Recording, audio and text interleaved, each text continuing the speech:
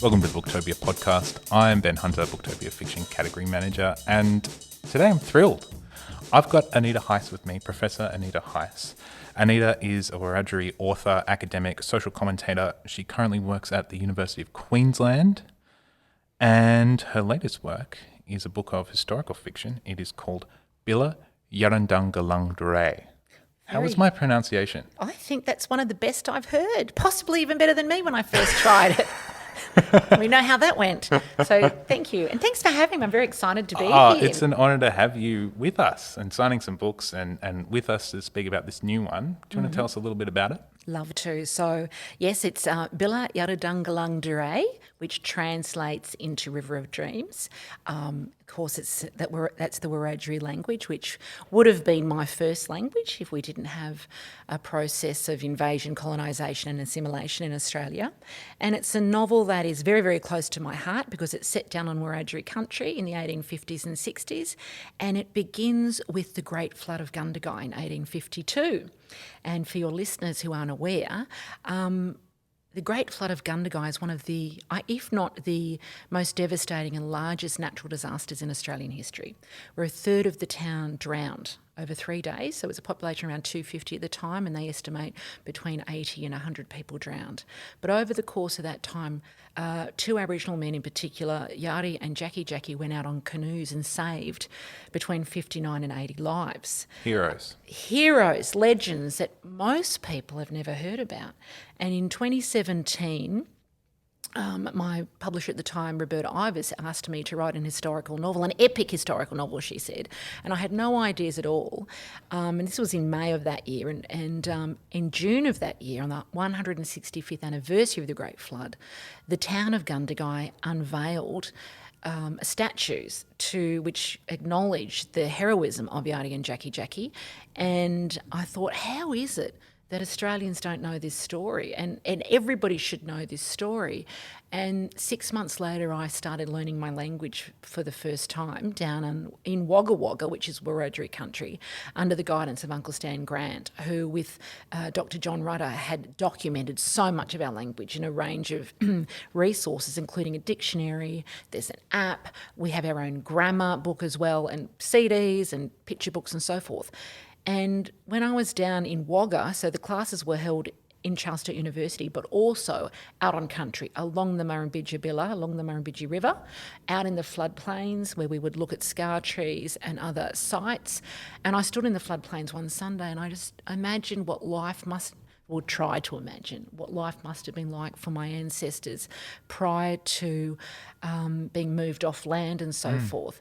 And every time I'd learn something new, the story just started to fall into place. I knew I wanted to write a story about what it was like for women in particular on the land, so Aboriginal women and non-Aboriginal women. And I'm a hopeless romantic, so I knew there would be a love story in there. So there is a love story. It's got it all. Well, I hope so.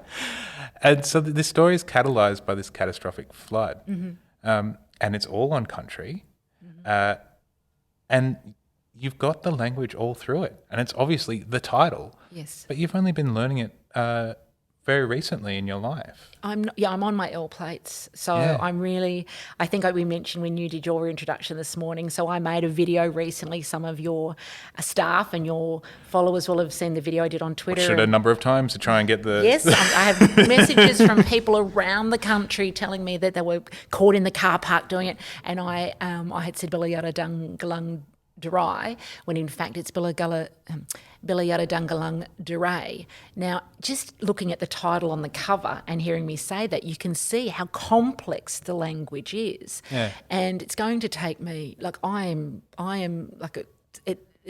know 0.01% of what there is to learn and to know, and it's a completely different grammar system. You don't, it's not Wiradjuri translated into English. It's actually about the way we think as Wiradjuri people, and there's about 8 different words for woman, for example, and we have a word for family, which is I say Miagan, and other people say Miagan. So there's also different ways of saying.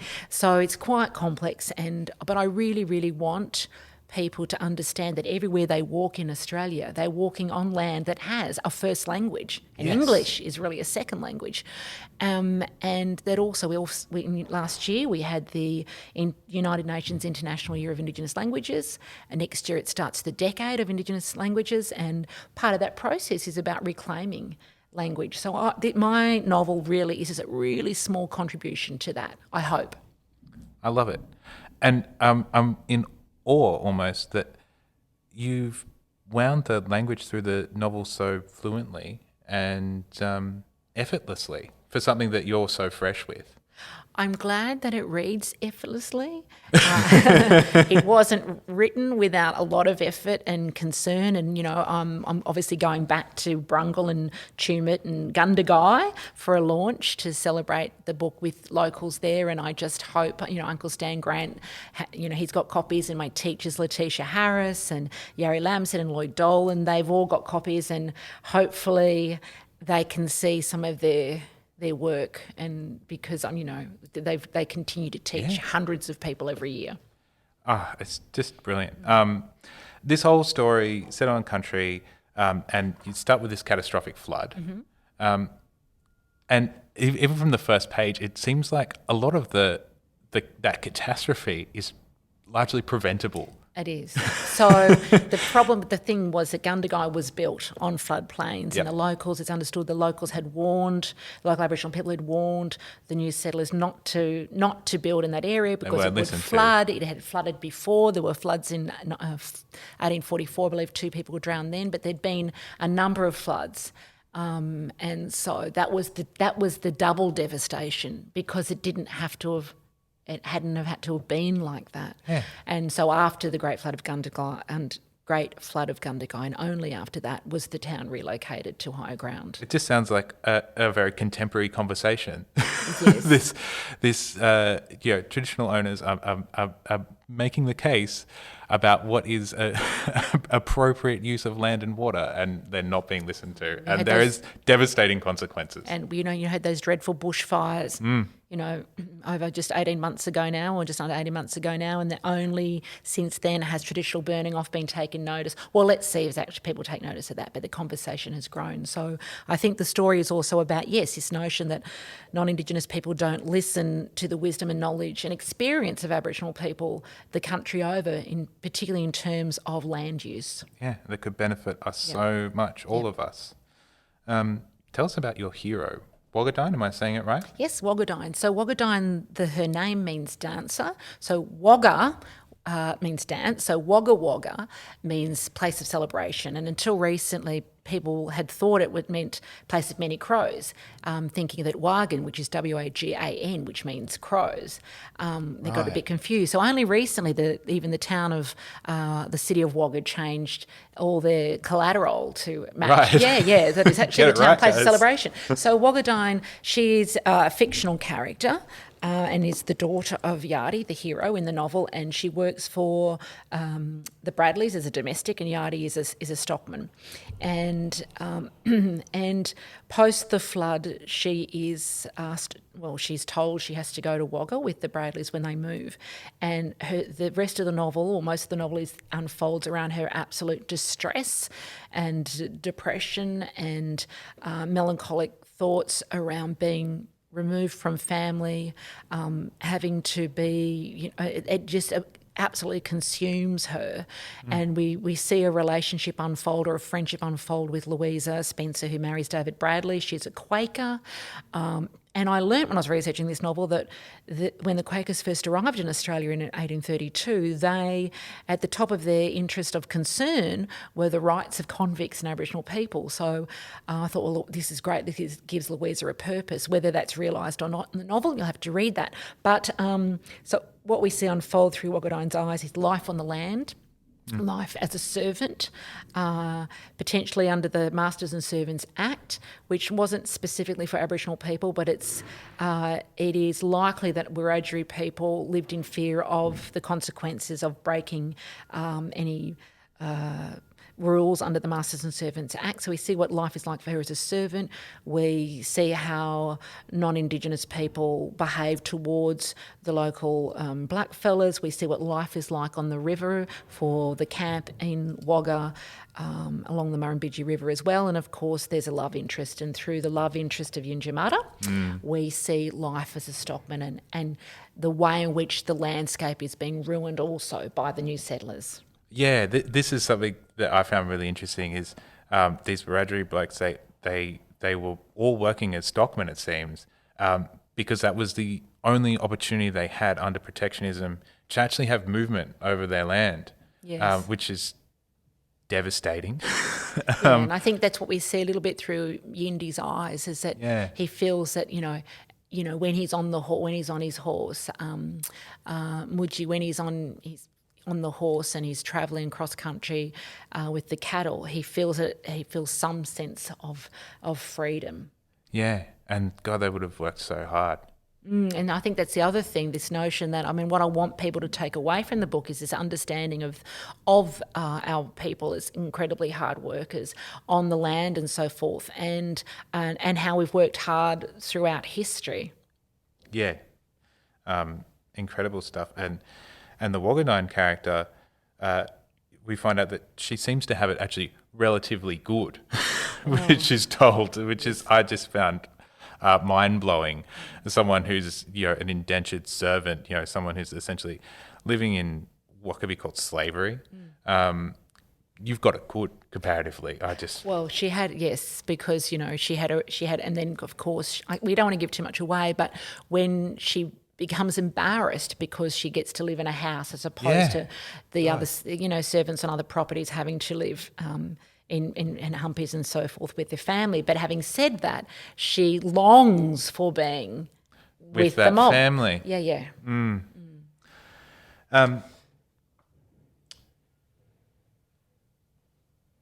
There's a beautiful romance here. We don't want to give too much away. I've enjoyed it. But it's also a book about love in many other different ways, isn't it? It's about friendship. You mentioned this Louise character, or Louisa. Yes.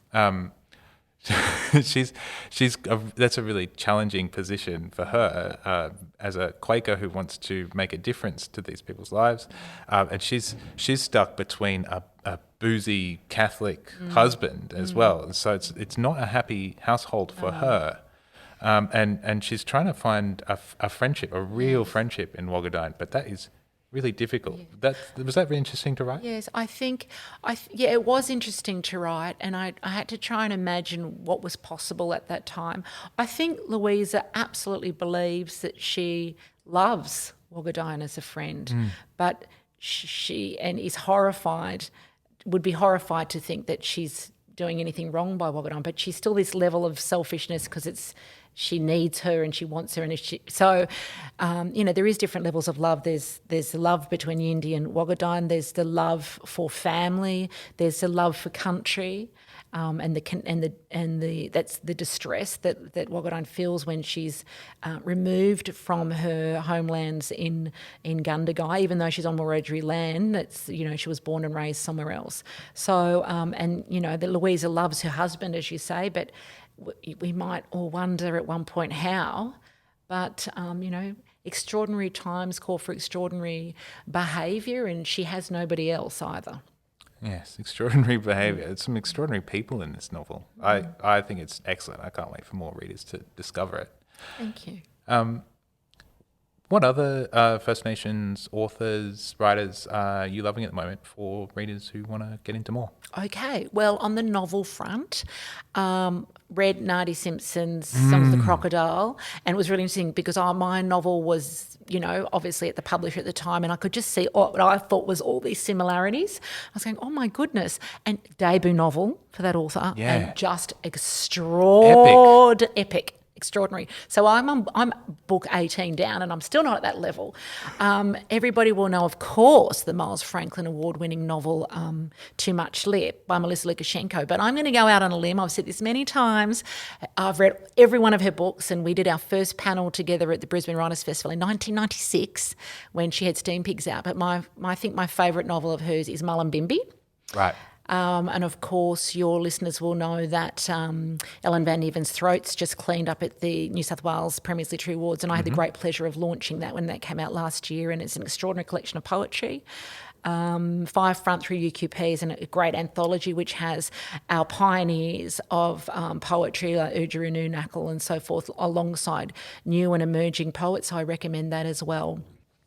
People like me interested in learning more about the Wiradjuri language or Yes. other First Nations languages, are there resources we can go and find? There absolutely are. That's a great question. So you could just Google Wiradjuri language resources. There's loads of things you can buy online. You can download the Wiradjuri language app. If you go, I would suggest going to the Aboriginal Torres Strait Islanders, or ATSIS website, Australian Institute of Aboriginal and Torres Strait Islander Studies website, and they'll have an enormous round of links as well. And also, I should have said this as the first port of call, Black Words, which is the Aboriginal and Torres Strait Islander writers and storytellers research community of AusLit. And we have got information trails on everything, links to a whole lot of language resources celebrating last year's United Nations Year of Indigenous Languages. So check out, just Google Black Words, one word, take you to AusLit website and go down that rabbit hole and have a great time. Black Words. Professor Anita Heiss, thank you for being with us. And in my language, I say Mandangu, thank you. If you want to get a copy of Bila Yarrudhanggalangdhuray, which is published by Simon & Schuster, go to booktopia.com.au right now.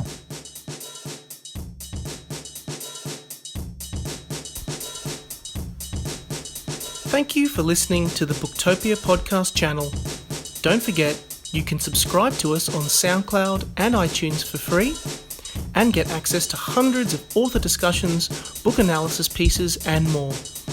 Or, if your eyes need a workout, head to Booktopia TV on YouTube.